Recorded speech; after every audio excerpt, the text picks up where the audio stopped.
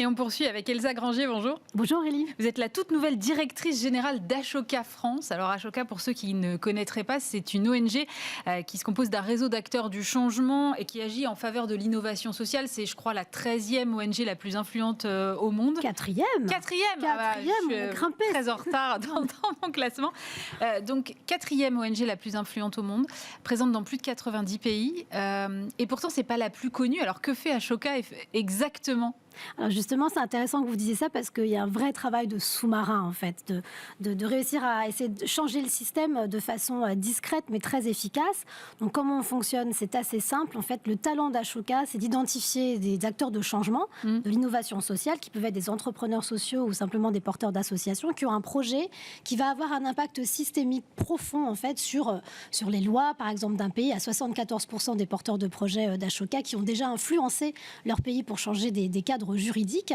Donc cette identification, elle prend énormément de temps. Et par exemple, pour vous donner un ordre d'idée, en France, vous avez à peu près 5 à 7 acteurs de changement qui sont identifiés par Ashoka, qui après vont bénéficier d'un accompagnement de 3 ans, alors sous forme de bourse, très sonnant et trébuchant donc financièrement, mais aussi sous forme d'accompagnement stratégique avec des vrais mentors philanthropes qui sont autour d'eux et qui vont les aider à changer d'échelle en fait pour impacter encore plus fortement au regard de leur idée qu'ils avaient initialement.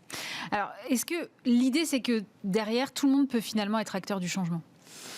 Oui. C'est un des mottos, je dirais, d'Ashoka. Everyone is a change maker. Donc vous êtes vous-même, Aurélie, un acteur de changement en puissance. Peut-être qui s'ignore, vous êtes peut-être la Madame Jourdain de l'acteur du changement. Et ce que vous faites déjà en me recevant, c'est déjà participer aussi au changement systémique. Donc oui, tout le monde peut l'être. Après, c'est vrai qu'Ashoka a une capacité à aller identifier les pépites des pépites pour être vraiment sûr que les qualités entrepreneuriales sont là pour accepter ce changement d'échelle. Parce que c'est pas évident pour un porteur d'association qui travaille depuis 10 ans, 15 ans ou qui a une idée innovante, de se dire ok, je vais vraiment impacter tout un territoire, voire aussi être pan-européen, parce que c'est ce que Ashoka offre aussi, c'est ce rayonnement sur certaines initiatives qui sont portées par les entrepreneurs sociaux. Et puis évidemment d'avoir une fibre éthique, ça c'est extrêmement important aussi pour Ashoka, d'avoir cette idée créative et des qualités, comme je le disais, entrepreneuriales majeures. Alors c'est une association une ONG qui est très vieille et qui est ancrée dans le temps. Et là, j'imagine que vous devez observer une accélération de l'entrepreneuriat social. On parle aujourd'hui beaucoup plus de ces thématiques-là. On n'en parlait peut-être pas de la même façon il y a 10 ans. C'est très juste. En fait, Ashoka est à l'origine, alors ça on ne le sait pas, est à l'origine il y a 40 ans de l'invention même du terme d'entrepreneur social. C'est Bill Drayton, le fondateur d'Ashoka, qui lui-même a installé dans la conversation économique ce qu'étaient ces acteurs de changement. Voilà, il a trouvé que ces acteurs économiques pullulaient en fait partout dans tous les pays du monde et qu'il fallait leur donner les moyens de réussir à impacter durablement l'histoire. Alors oui, vous avez raison sur un point, le paysage écosystémique de l'ESS, de l'économie sociale et solidaire, a profondément changé ces 10 dernières années. Vous voyez qu'il y a des acteurs qui font à peu près le même travail que nous, qui opèrent de la même façon que nous, à aller identifier des pépites. Vous avez des fonds aussi qui vont directement financer en fait des acteurs de changement. Donc oui, on voit cette accélération, même si ce qui est très délicat, c'est de se dire que, c'était votre question précédente, que tout le monde peut être un acteur de changement et que finalement tout le monde a une part à apporter et qu'aujourd'hui c'est peut-être à l'école que les choses se jouent et que l'école doit être aussi un véritable accélérateur pour faire en sorte que ces acteurs de changement émergent plus facilement. Vous allez justement sur ce terrain-là, sur le terrain de l'éducation ? Alors c'est un des terrains privilégiés même d'Ashoka, qui identifie des écoles qui ont une façon d'enseigner un peu différente avec des pratiques pédagogiques innovantes. On a notamment un des acteurs de changement qui a été identifié par Ashoka France, François Tadei, qui est le patron du Centre de recherche interdisciplinaire, qui met en place, avec le concours parfois de l'Éducation nationale, de nouvelles pratiques pédagogiques qui vont développer le collectif, l'empathie, l'esprit critique et qui vont faire en sorte qu'on soit au-delà même de l'acquisition académique traditionnelle qu'on voit dans les écoles, parce que le changement, il va passer par ça demain. Ouais, c'est marrant que vous disiez ce mot empathie, parce que je suis allée voir effectivement sur le site d'Ashoka et ça fait partie des piliers d'Ashoka, développer l'empathie chez les enfants. Je me dis, comment est-ce qu'on peut agir sur l'empathie chez les enfants ? C'est presque une qualité humaine que je considère un peu comme innée. Est-ce qu'il peut y avoir une culture de l'empathie ou pas ? Il y a des gens qui sont juste pas empathiques du tout parce que c'est pas leur caractère. Oui, mais justement, c'est ça qui est intéressant à voir, c'est qu'est-ce qui fait qu'on développe ou pas de l'empathie et quels sont les facteurs de développement de cette empathie. Le travail en collectif, c'est typiquement une façon de développer son empathie. Parce que quand on est obligé de faire avec quelqu'un qui ne vous ressemble pas, le développement de l'altérité, pour arriver à un commun, vraiment, et être d'accord sur un commun, il va falloir aussi se mettre un peu à la place de l'autre. Ça ne veut pas dire ressentir exactement ce qu'il ressent, c'est deux choses différentes. Mais imaginer, prendre ses lunettes à lui et voir le monde avec sa vision. Et ça, c'est véritablement des choses qui se travaillent à l'école pour la bonne et simple raison que les travaux de groupe sont inhérents parfois aux pratiques pédagogiques. Et surtout, vous avez des enfants, vous voyez bien comment sont vos enfants, ce sont des éponges. Et que ça fonctionne très bien, en fait, avec ces neurones miroirs où il y a quelque chose qui s'opère immédiatement. Mais il faut qu'il y ait des acteurs de changement qui développent cette empathie. Donc ça passe aussi par des professeurs qui eux-mêmes ont développé cette faculté à être capables d'implémenter dans leur enseignement cette culture de l'empathie. Mais alors, quel est le but à terme? Parce qu'une fois qu'on a développé l'empathie chez les enfants, c'est quoi? C'est qu'ils deviennent tous des entrepreneurs sociaux? Il faut avoir une certaine fibre empathique pour pouvoir entreprendre dans l'entrepreneuriat social? Ça, c'est une super question. Parce que vous savez, mon parcours d'entrepreneur, moi, j'ai l'impression que j'étais entrepreneur par défaut, parce que je ne trouvais pas ma place en entreprise. Moi, je suis convaincue de quelque chose, c'est que si on arrive à développer cette culture de l'empathie, elle existera aussi au sein des entreprises qui fonctionneront beaucoup mieux. Tout le monde n'est pas voué à être un entrepreneur social. Non, au contraire, il y a également des entreprises classiques avec une façon de changer le système différente, avec d'autres valeurs au sein de cette entreprise-là, mais qui peuvent être portées par cette jeune génération qui, justement, va avoir l'empathie chevillée au corps et au cœur. Et c'est une thématique là qui, je pense, en plus accélère avec la crise, mais qui était déjà présente avant, tout ce qui touche à la RSE en entreprise. On parle beaucoup de bienveillance dans le management. Le well-being, le fameux well-being. Absolument. Est-ce que finalement, vous avez pris conscience avant tout le monde chez Ashoka que le changement devait venir des entreprises?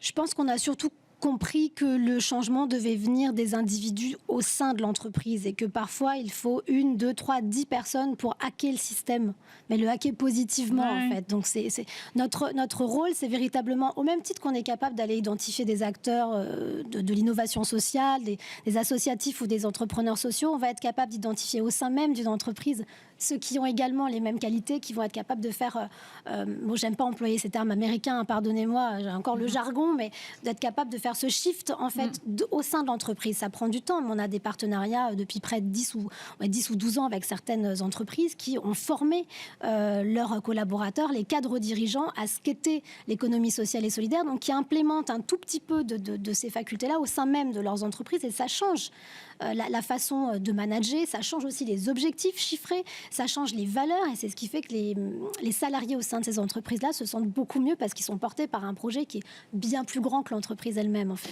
Mais ça doit être un sourcing de dingue si vous allez chercher jusqu'au niveau de l'individu en entreprise. Bah oui, oui, effectivement. Bah, c'est un métier. C'est un métier depuis 40 ans. C'est ça. Non, 40 ans dans 90 pays. Donc oui, non, c'est un...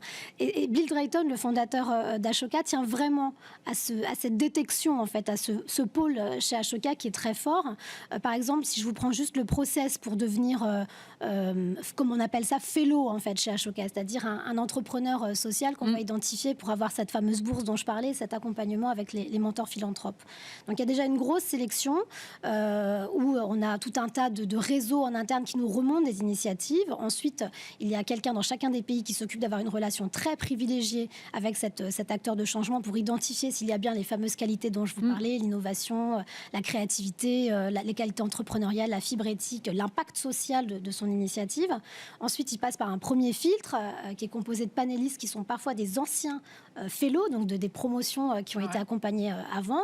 Ensuite, il rencontre l'organisation américaine pour vraiment faire ce filtre-là, que ça correspond bien à ce qu'on imagine être un impact social. Et après, ultime, c'est un peu comme The Voice. Hein, c'est ça, il y a des auditions à l'aveugle et tout ça, et on arrive jusqu'au cas final où là, effectivement, ils sont adoubés. Donc il y a un process très, très drastique. On est très vigilant pour ne pas se tromper parce qu'on croit fondamentalement qu'en les accompagnant au mieux, leur impact va véritablement être décuplé. Je pense que ça doit avoir une résonance particulière en France. Je ne sais pas comment c'est aux États-Unis, mais c'est vrai qu'en France, on parle beaucoup aujourd'hui de la raison d'être. On voit naître les premières entreprises à mission. Il y a une résonance particulière de ce que vous faites en France aujourd'hui? La sélection doit être peut-être même plus dure en France qu'ailleurs, j'ai l'impression, non? Elle est plus dure, et surtout, en fait, l'idée ce qui est très compliqué, c'est qu'on peut estimer que cet environnement est concurrentiel. En fait, moi, je trouve qu'il est plutôt collaboratif aussi. Et chacun peut aller identifier des acteurs de développement social qui vont être tout à fait différents et correspondre à des ADN et des valeurs de marque, si je puis dire, notamment chez Ashoka. C'est pour ça que le terrain de l'éducation est privilégié en fait chez Ashoka et qu'on a plutôt tendance dans les années qui vont venir, sans rien vous dévoiler encore, je reviendrai. Oui, j'espère bien. Avec grand plaisir notre stratégie. L'idée, c'est véritablement d'aller chercher des acteurs de changement qui ont entre 12 et 18 ans.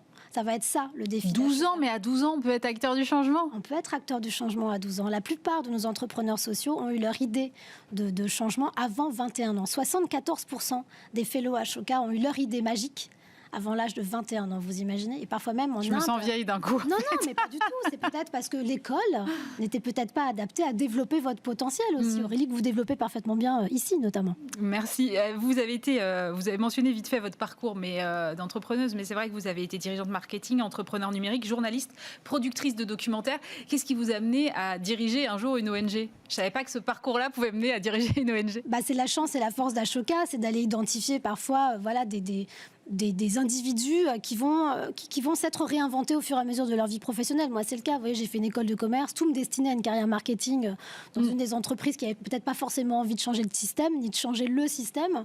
Et puis, au fur et à mesure, j'ai fait beaucoup de rencontres, j'ai eu des envies d'engagement à titre personnel. C'est ce qui m'a conduit au journalisme aussi.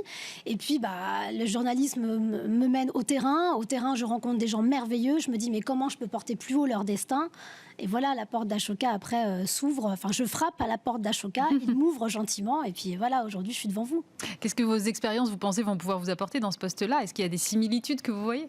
Le fait d'avoir été entrepreneur, j'ai quand même monté 2 entreprises. Donc une numérique qui a été cédée au groupe TF1 en 2016.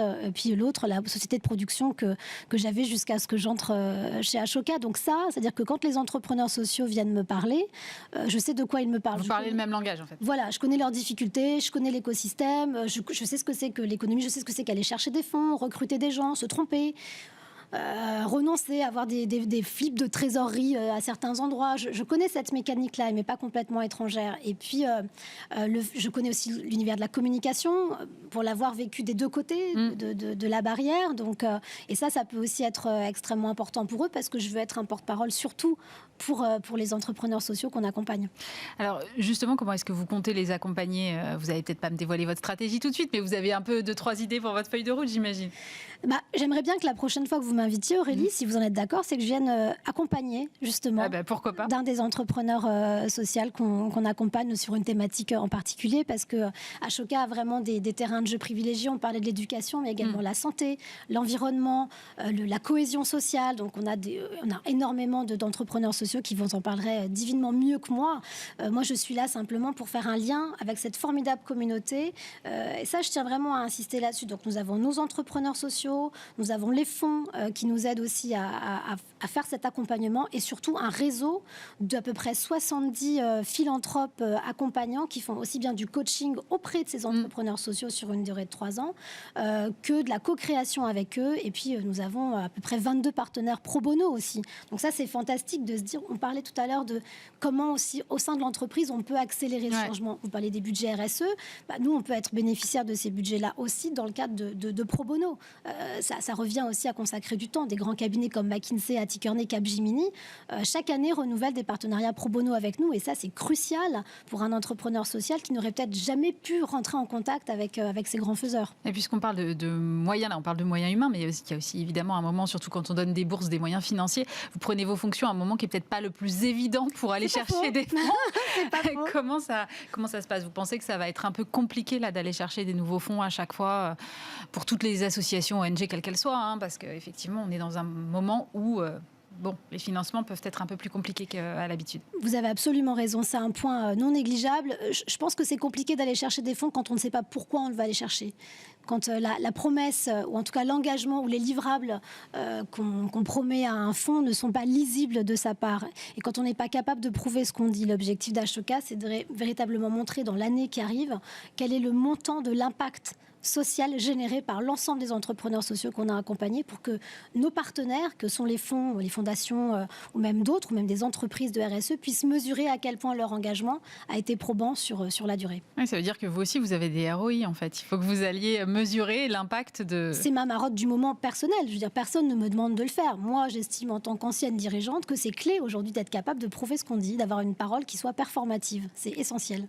Merci beaucoup Elsa Granger. Je rappelle que vous êtes la directrice d'Ashoka France, directrice générale. Merci beaucoup d'avoir été avec nous.